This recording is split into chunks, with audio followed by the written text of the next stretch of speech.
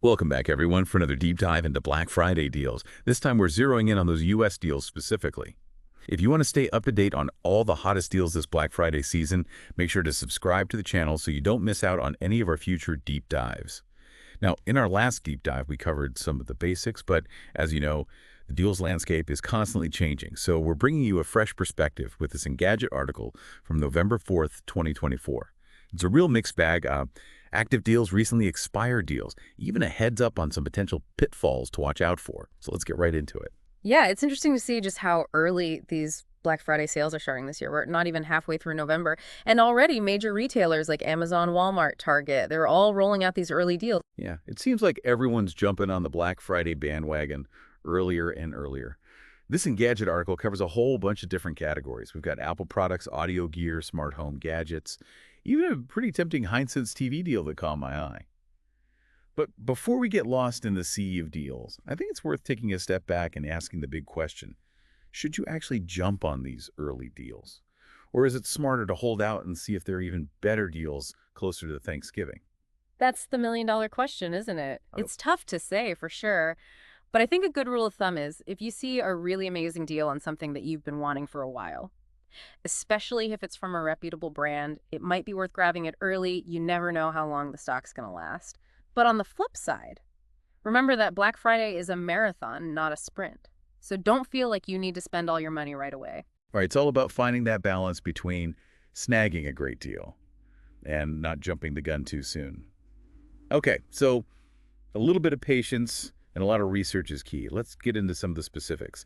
This Engadget article highlights a few Apple deals. The iPad Air and the iPad Mini are both on sale right now, which I found interesting because the iPad Mini is brand new. It is, yeah. Usually Apple products don't get big discounts right after they launch. So seeing a $100 price drop on a brand new iPad mini definitely suggests that retailers are really trying to attract those early shoppers. It might be a good time to snag one if you've been thinking about it. Mhm. They also mentioned a deal on the Apple Pencil Pro, but hold on before you get too excited. Remember that compatibility is super important, especially with Apple products. The Pro version of the Apple Pencil only works with the newest iPad Airs and iPad Pros. Absolutely. That's a really crucial point. Sometimes it's easy to get caught up in the excitement of a deal and overlook those little compatibility details. So always double check before you hit that buy button. For sure. Always good advice. All right, let's start at the volume and talk audio gear.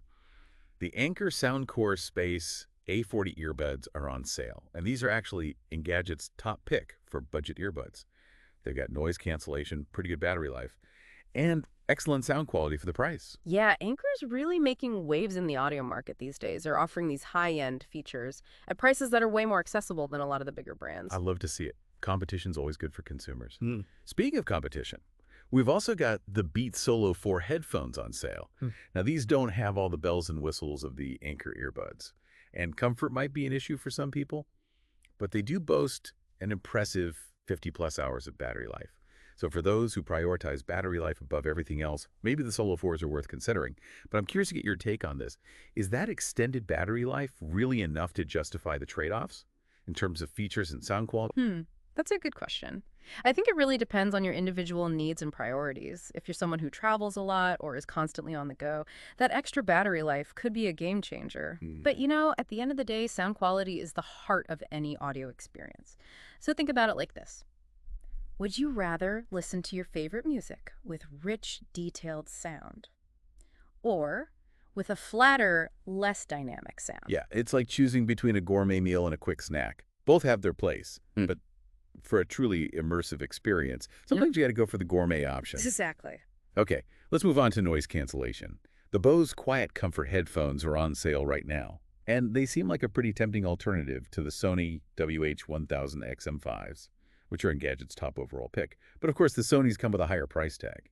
So I'm wondering, what are some of the key strengths and weaknesses to consider when choosing between these two noise-canceling giants? Well, the Bose Quiet Comfort headphones are known for being really lightweight and comfortable, and they have incredibly effective noise cancellation.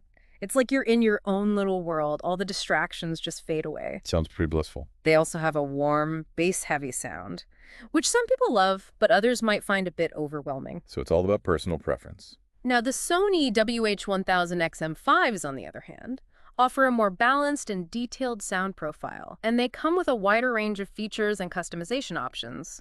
Their noise cancellation is also excellent. But it's a different kind of experience compared to the Bose. It's less about completely silencing the world and more about intelligently filtering out unwanted noise while still allowing you to be aware of your surroundings if you need to be. So it's like the Sonys are more of a high-tech sound engineer, carefully adjusting the audio to create the perfect listening experience, while the Bose are more like a soundproof booth, just shutting out all distractions. That's a great way to put it. Okay, so once again, it comes down to individual preferences and how you plan to use the headphones. All right, let's step into the world of smart homes. Amazon is going all in on Echo device deals this year. We've got the Echo Pop, the Echo Dot, and the Echo Show 5, all at discounted prices. So for those who are already integrated into the Alexa ecosystem, are these deals worth it? And what about for newcomers to the smart home scene? Well, if you're already an Alexa user, adding more devices can definitely enhance your smart home experience. The Echo Pop is a great budget-friendly option for basic voice control and music playback. The Echo Dot offers better sound quality. And the Echo Show 5 brings in that visual element with its screen, so you can do things like make video calls, check the weather, or even follow recipes while you're cooking. They're pretty handy. Yeah, and for newcomers, the Echo Dot or the Echo Show 5 could be a good starting point to kind of dip their toes into the world of smart homes. They're user-friendly and have a good range of features to get you started. So it's not just about getting a good deal. It's also about finding the right device for your needs and your level of tech savviness. Speaking of needs, let's talk home security.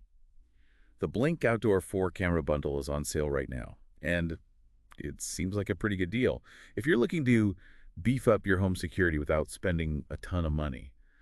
But there's a little caveat here. Like a lot of home security products these days, it relies on a subscription model for some of the more advanced features.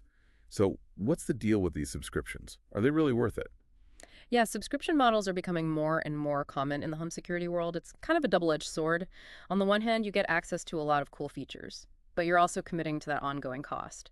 With the Blink Outdoor 4-camera specifically, you can actually use the basic features without a subscription, things like live viewing and motion alerts, so you can still keep an eye on your property and get notified if anything's going on. So it's like a basic level of security for free, but then you can upgrade if you want more. Exactly. Now, if you do decide to subscribe, you get access to things like person detection. So you can tell the difference between a stray cat setting off the motion sensor and an actual person approaching your house. That seems like a pretty useful feature. Yeah, definitely. The subscription also includes cloud storage for your recordings, which can be really important for evidence purposes if something were to happen. And of course, you get more customization options, so you can really fine-tune your system to your specific needs. So it's kind of like a choose-your-own-adventure for home security. I like that analogy. You start with the basic package, and then you can add on the extras that make sense for you. Exactly. But it's important to be mindful of that ongoing cost. Absolutely. Don't get so caught up in the excitement of the initial deal that you forget about those recurring subscription fees. It's like signing up for a streaming service because they have one show you want to watch, but then you end up paying for it month after month, Right. even though you're not really using it. Exactly. You got to make sure you're getting your money's worth. Okay, let's switch gears for a second and talk about something a little more relaxing. For all the bookworms out there, there's an incredible deal happening right now on Audible Premium Plus. 3 months for just $1. Wow, it's a steal. It is. I'm a big fan of audiobooks myself, and this offer seems like the perfect excuse to try it out, or just stock up on some new listening material. What are your thoughts on Audible? Is it worth the hype, or are there better alternatives out there? Well, Audible is definitely one of the biggest players in the audiobook world. They have a massive library of titles, pretty much anything you could possibly want to listen to, from new releases to classics. They even have podcasts and guided wellness programs. It's like a one-stop shop for all things audio. Exactly. And their app is super easy to use. You can find what you're looking for, manage your library, and even adjust the playback speed to your liking. So it's a pretty user-friendly experience. Yeah, definitely. Yeah. And with this 3-month deal, you really have nothing to lose. It's a great opportunity to explore their catalog and see if it's a good fit for you. It's like a free trial, but way better. Exactly. And who knows, you might even discover a new love for audiobooks. That's the best case scenario. It's funny because I used to think that listening to an audiobook wasn't really reading. But I've totally changed my mind. It's a different way to experience a story, but it's just as valid. I agree. And for some people, it's actually easier to focus on an audiobook than it is to read a physical book. Especially if you're multitasking or on the go. Exactly. So don't knock it till you try it. Exactly. Now, before we move on, I wanted to circle back to something we talked about earlier. The fact that Black Friday deals seem to be starting earlier and earlier every year. It's almost like Black Friday season is a thing now. It is a thing. It's not just a single day anymore. It's stretched out over weeks, even months. Which I guess makes sense from a retailer's perspective. They want to capture as much of that holiday spending as possible. Right. But it does raise some interesting questions. Like, is this just the natural evolution of the shopping landscape? Or is Black Friday losing some of its magic as it becomes more spread out? That's a great question. I remember when Black Friday was this one crazy day where you'd wake up at the crack of dawn and brave the crowds to get those doorbuster deals. It was an event. It was. Now it's like Black Friday is always looming in the background. Yeah, it's less about the thrill of the hunt and more about just constantly being bombarded with deals. Which can be overwhelming. Definitely. But I guess there are pros and cons to both approaches. Yeah, I mean, on the one hand, the extended Black Friday season gives shoppers more time to plan and budget and to avoid those crazy crowds. That's true. You can actually take your time and browse. Yeah. And compare prices without feeling rushed. Exactly. But on the other hand, there's something to be said for that sense of urgency that you get with a one-day event. Yeah, that adrenaline rush of snagging a limited time deal. Right. It's like a shopping game. Exactly. So I guess it really comes down to personal preference. Yeah. Do you prefer a carefully planned shopping trip or a more spontaneous adventure? I like that analogy. It's like the difference between booking a vacation months in advance and just hopping in the car and seeing where the road takes you. Both can be fun in their own way. Exactly. So whether you're a meticulous planner or a more impulsive shopper, there's a way to make Black Friday work for you. The key is to be informed and stay organized. And to remember that it's just shopping. It's not worth stressing over. Right at the end of the day, it's about finding good deals and having fun. Exactly. So true. So true. All right, before we wrap up this deep dive, I did want to circle back to something we talked about earlier. Those expired deals on the iPad Air and the MacBook Air, both with those M2 chips. Should our listeners just give up hope if they missed out on those deals? Not necessarily. Black Friday is a long game. Okay. Retailers love to create that sense of urgency, so they'll often bring back popular deals. So you're saying there's a chance those deals might come back around? Absolutely. You're right. Especially as we get closer to Black Friday and Cyber Monday. Keep your eyes peeled. You might even see even better deals pop up. All right, so don't lose hope just yet. Any other pro tips for our listeners as they navigate the Black Friday craziness? Definitely. My number one tip is to make a list and check it twice. Decide what you actually need and want before you start shopping. That way you're less likely to get sidetracked by all the shiny deals. That's good advice. Yeah. It's easy to get caught up in the moment. It really is.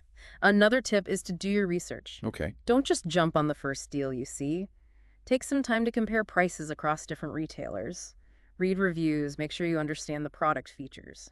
Knowledge is power, especially when it comes to Black Friday shopping. Absolutely. And lastly, don't be afraid to walk away from a deal. Okay. If it doesn't feel right or if it's not something you truly need. Don't let the fear of missing out pressure you into making a purchase you'll regret later. Sometimes the best deals are the ones you don't make. Couldn't agree more. Well, we've covered a lot of ground today. But as always, this is just a taste of what's out there. The Engadget article has even more deals, product breakdowns, and tips. So we highly recommend checking it out. We'll be sure to include a link in the show notes. And remember, the deals landscape is constantly changing. So stay tuned for more updates as we get closer to Black Friday. Absolutely. We'll be back with more deep dives and expert analysis to help you navigate all the Black Friday frenzy. But for now, we want to leave you with a little something to think about. With Black Friday deals starting earlier and earlier every year, do you think the event is losing its appeal? Or is it simply evolving into a more strategic, longer shopping experience? Let us know your thoughts in the comments below. And make sure to subscribe to the channel for more Black Friday updates. We'll be back soon with more deep dives into the world of deals. Until then, happy shopping, everyone.